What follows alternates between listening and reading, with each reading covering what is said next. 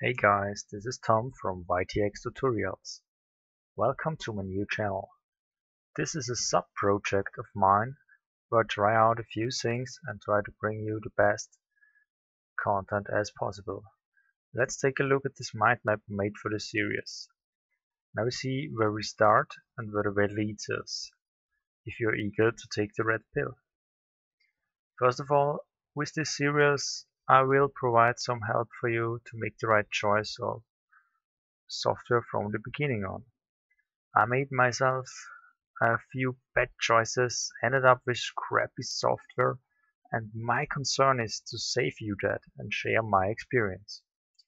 Before we go to the points in the mind map, there are some general issues to take under consideration. First, do I have the money for the software? The second one, will I torrent the programs? And the third, are there good open source or freeware alternatives? You have to decide for yourself if you buy the programs you need or you torrent them.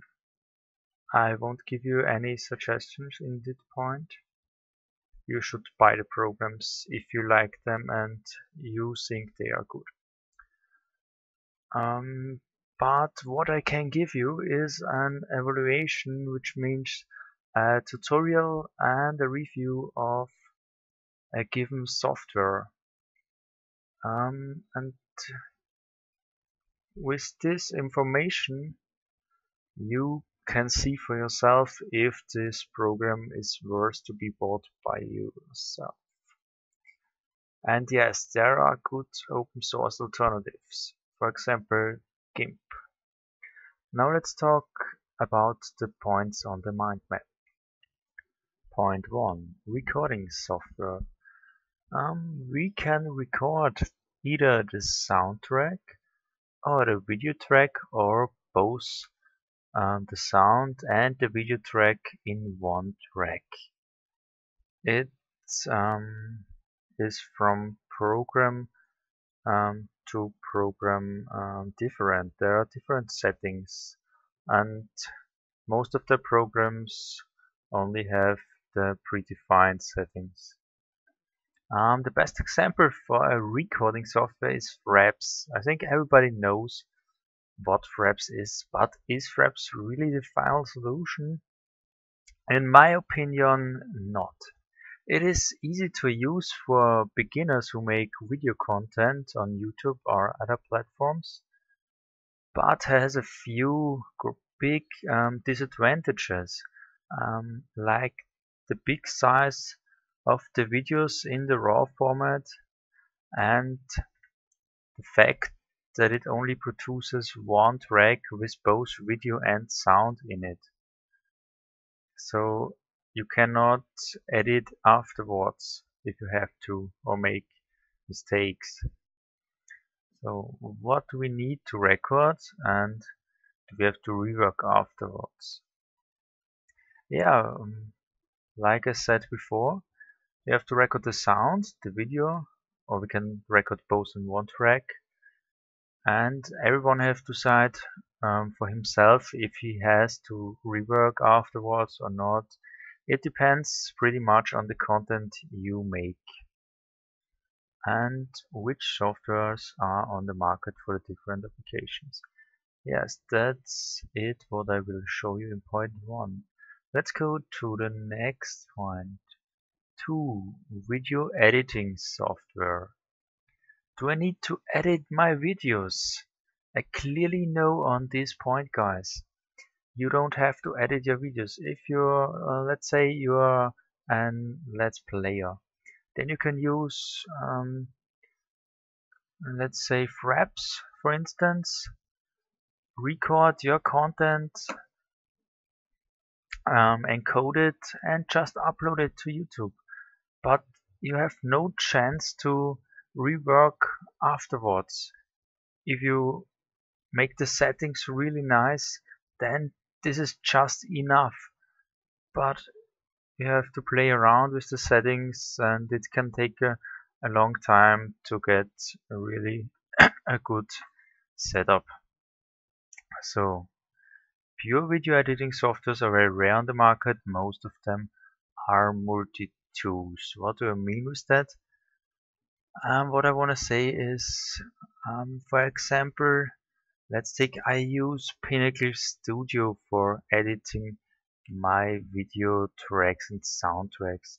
With Pinnacle Studio you can do pretty much everything. You can cut your videos, you can play around with the soundtrack, play around with the video track, bring in pictures, bring in other soundtracks.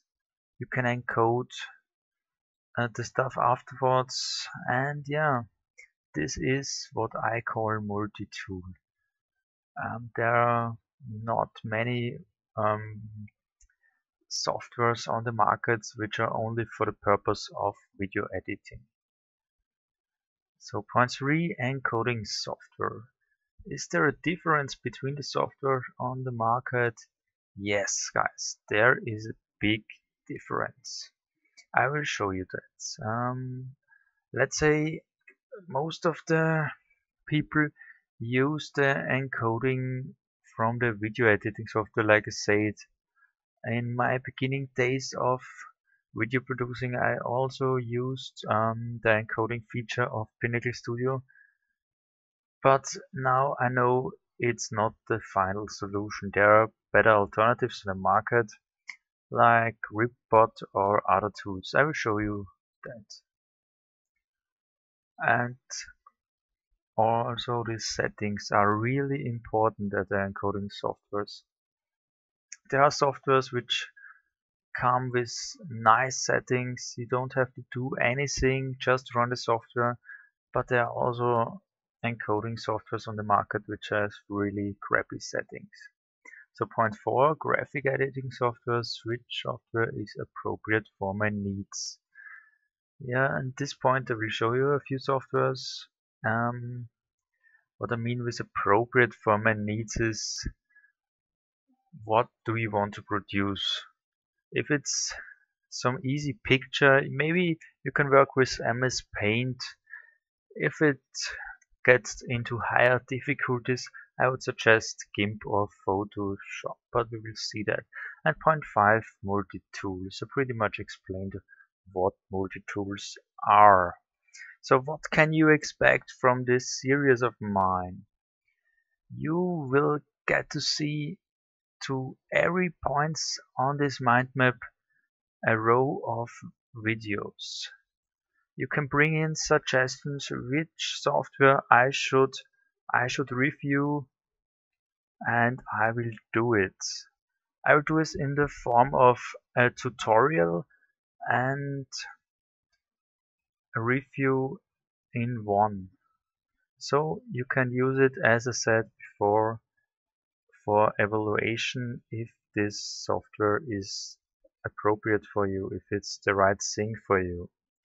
So guys, I hope you like the content which comes, and thanks for watching.